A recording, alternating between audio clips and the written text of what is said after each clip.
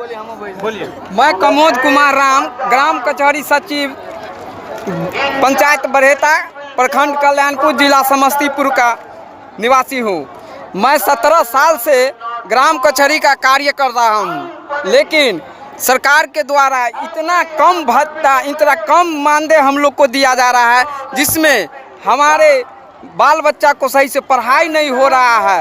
हमारे घर के सदस्य को सही से भोजन पानी नहीं चल रहा है। आज एक गरीब, आज एक मजदूर भी करीब 1000 रुपया रोज कमाता है। हम लोग 17 साल से ये सरकार का जो कार्य कर रहा हूँ उसके लिए 6000 रुपया दे रहे हैं।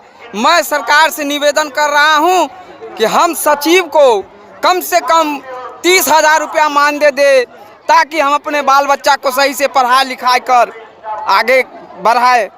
यही कहना चाहता हूँ। थोड़ा सा क्या बोलिए सर, इधर क्या नाम हुआ सर आपका? मेरा नाम नवीन कुमार झा हुआ, उप मुखिया ग्राम पंचायत राज कठौर, जिला सीतामढ़ी, परसौनी प्रखंड से हम हैं, आते हैं जी। हम लोग के साथ सर समस्या यह है कि जो आज वार्ड सदस्य लोगों का जो है हक अधिकार से बहुत ही वंचित किया जाता है। हमारे प्रखंड के जो पंचायत में मतलब कार्यकारिणी की भी मीटिंग नहीं होती है, और मुखिया लोग अपने जो है कि मनमानी के अनुसार जो है कि पैसा का निकासी कर लेते हैं। उसका जो है कि बंदर बाट अपने पदाधिकारी द्वारा मिलकर करते हैं। इससे हम लोग को जो है बहुत मर्माहत है, और वेतन भत्ता तो जो निम्न स्तर पर है वह पूरा सभी लोग को विगत ही है।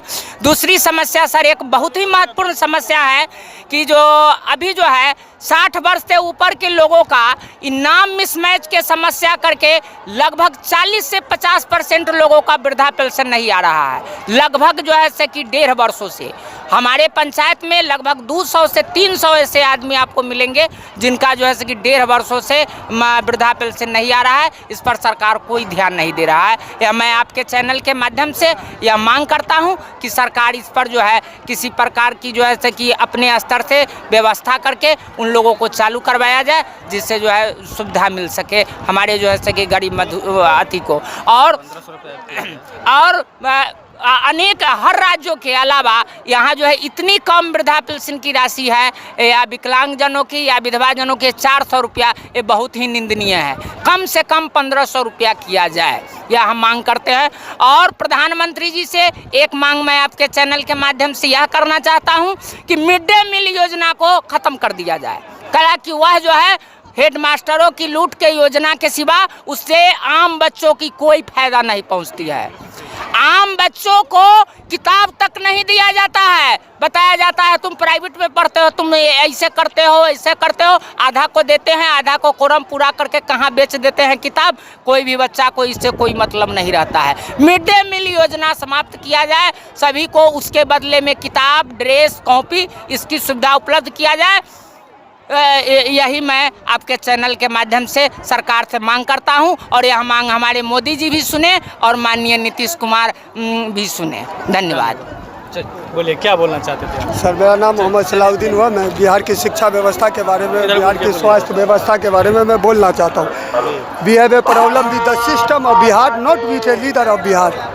हमें बिहार के नेताओं से नहीं, बिहार के सिस्टम से दिक्कत है। 26 गो सांसद वाला राज बुलेट ट्रेन पे चल रहा है, लेकिन 32 गो सांसद वाला राज आज मधुबनी को भी मिला है बुलेट ट्रेन। सर सपना देखिए, अंधभक्त है, इसका मतलब आप अंधभक्त है। सुनिए ना, हम अंधभक्त नहीं है, सुनिए। तो ये नमो भारत ट्रेन है, नमो भारत ट्रेन है। हम स्वतंत्र हैं, हम मैं भी स्वतंत्र कह सकते हैं। मैं भी स्वतंत्र हूँ, और मैं देशभक्ति हूँ, वो अंधभक्त नहीं बोल सकते। वो देशभक्ति दिखाने की जरूरत नहीं है। नहीं, आप जिससे बात बोले हैं ना कि आप अंधभक्त हो, हम भक्त हैं, देशभक्त, अंधभक्त नहीं है। आज जो है, आज माननीय प्रधानमंत्री द्वारा वंदे भारत दी गई है जयनगर से पटना तक के लिए, आपको पता है? ठीक है, नमो भारत दिया है ना, हमको जानकारी है। आप बोले कि नहीं दिया है, आप हमको बोल दे कि अंधभक्त है। ऐसी नहीं भाषा का प्रयोग नहीं कीजिए। देखिए, हर पत्रकार जो है ना वो बिकाव नहीं होता है। आपको पहले समझ लेना चाहिए, उसके बाद बोलना चाहिए। बोलिए, आप शिक्षा के बारे में बोल रहे थे। बिहार में यूनिवर्सिटी सेशन लेट है, बिहार में यूनिवर्सिटी सेशन लेट है। बिहार में 4 साल में यूनिवर्सिटी का सेशन पूरा होता है। बिहार में एक अच्छा स्टेडियम नहीं है। बिहार के लोग पलायन करते हैं। दरभंगा एम्स का क्या हुआ पूछ रहा है बिहारी मोदी जी से। 125 करोड़ का पैकेज क्या हुआ पूछ रहा है बिहारी। बिहार के लोग बिहार से बाहर जाके पलायन करते हैं। अपने बिहार के लोग कभी अपने बच्चे के भविष्य के नाम पर वोट नहीं दिया है, नेताओं के नाम पर। इस रैलियों में देख लीजिए, नज़र उठा के एक भी कोई नेता का बेटा होगा तो जो कहिएगा मैं मान लूँगा। सब 500 रुपया लेकर आए हुए लोग। आप बड़ी बात बोल रहे हैं, सब 500 रुपया लेकर आ रहे हैं। अरे आपने कहा ना मैं स्वतंत्र आदमी हूँ, उसी तरह मैं कह रहा हूँ मैं भी एक स्वतंत्र आदमी हूँ। बिहार के लोग जहाँ पे करीब 50 करोड़ रुपया से लगाया गया है, पता है। बिहार के लोग स्टेशन पे सो रहे हैं, पता है। अभी अगर कोई भगदड़ हो जाएगी क्या होगा पता है आप लोग को? पब्लिक बिहार के लोग जब पलायन करते हैं। अभी कश्मीर में हमला हुआ, चौकीदार कहाँ था ये पूछ रहा है बिहारी ने। 25 जवान वहाँ पे शहीद हुए हैं। पूरा भारत भाई पर्यटक भी वहाँ पर शहीद हुए हैं। 2000 पर्यटक में एक भी सुरक्षा गार्ड नहीं थे वहाँ। पूछ रहा है भारतीय चौकीदार से पूछ रहा है लोग, भारत के लोग चौकीदार से पूछ रहे हैं। और खास करके बिहारी युवा पूछ रहे हैं जो है सो मोदी जी से कि 26 गो सांसद वाला राज्य जब बुलेट ट्रेन पे चढ़ सकता है तो ये नमो भारत से काम नहीं चलेगा एक ट्रेन से। बिहार के लोग पलायन कब तक करते रहेंगे? सबसे बड़ी दिक्कत है बिहार के लोगों में, अपने बच्चे के नाम पर वोट नहीं दिया बिहार के लोगों ने। बिहार के लोगों ने नेताओं के नाम पर वोट दिया। कभी सुना है बिहार नेताओं के बच्चे की? मोदी लालू। कोई देखिए मैं किसी का भी समर्थन, मैं लालू हम लोग कहते हैं किसी का समर्थन नहीं कर रहा हूँ। सरकार आएगी, सरकार जाएगी, किसी की भी सरकार हो फर्क नहीं है। बिहार के लोगों को शिक्षा स्वास्थ्य पे बात होनी चाहिए। मैं मिथिला की पावन धरती से कह रहा हूँ, यहाँ से 20 किलोमीटर दूर जाइए बाढ़ क्षति हो जाता है, लोग बोलने पे मजबूर हो जाएंगे, नहीं बोलेंगे इस व्यवस्था पर। बिहार में यूनिवर्सिटी सेशन लेट होता है, उस पर नहीं बोलेंगे। एक अच्छा स्टेडियम नहीं है बिहार में, नहीं बोलेंगे। बाबा सुनिए सर एक मिनट थोड़ा सर लेंगे, माफी चाहिए। बिहार में कहा है स्टेडियम?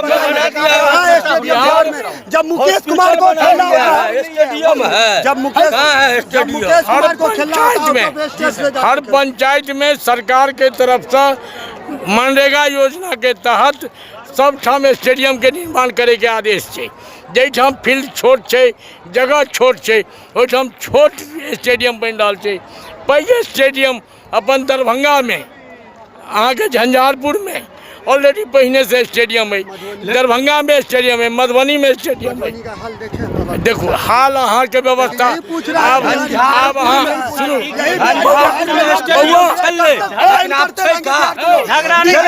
झंझारपुर छप्पन करके थूक दोगे, इसका भागी सरकार होगा, सुधारना अपना होगा। बना करके दिया है, खेलो अभी स्पोर्ट्स पर। ठीक है अभी खेल। आप क्या कहना, जल्दी जल्दी बोलिए ना, टाइम कम है। माननीय प्रधानमंत्री नरेंद्र सुविधा दिया गया धरती मधुबनी जिला में इनका हार्दिक स्वागत आम जनता के द्वारा है। अरे किसान का खेत है, किसान का खेत में काम हुआ है। विकसित बिहार का शिलान्यास। स्टेडियम कहूँ नहीं है। शांत रहिए ना, हल्ला क्या कर रहे हैं, बात कर रहे हैं ना, स्टेडियम नहीं शांत रहिए ना। सर थोड़ा चुप रहिए। विकसित भारत में बिहार के बिना विकास संभव नहीं है। विकसित भारत की कल्पना करना, यह कल्पना श्री नरेंद्र मोदी जी के तत्वावधान में मुख्यमंत्री लाडले नीतीश कुमार जी और उनके एनडीए साथियों द्वारा एक जमी जमाई योजना के तहत संकल्पित हो रहा है। और 1947 जो आज़ादी का साल था, 2047 में भारत मना रहा है।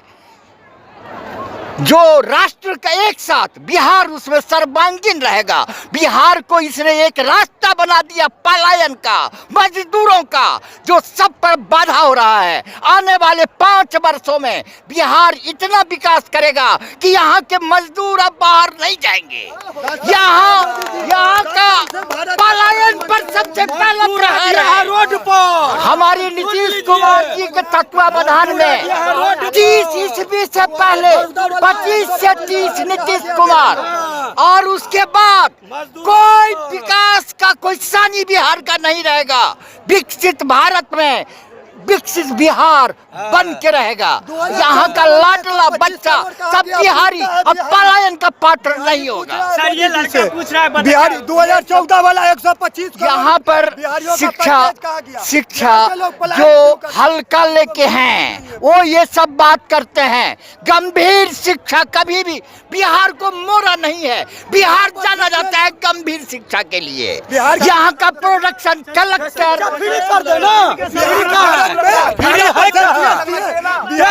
हर चीज भारत में 18% जीएसटी है। ये लड़का जो आरोप लगा रहे हैं उस आरोप को किस तरीके से देखते हैं? मेरे विरोधी के द्वारा बार बार मुझे जंगल राज की ओर धकेला जा रहा है। ये सब जंगल राज का प्रेरणा है। इन लोगों का कुछ भी नहीं चलने वाला है। 125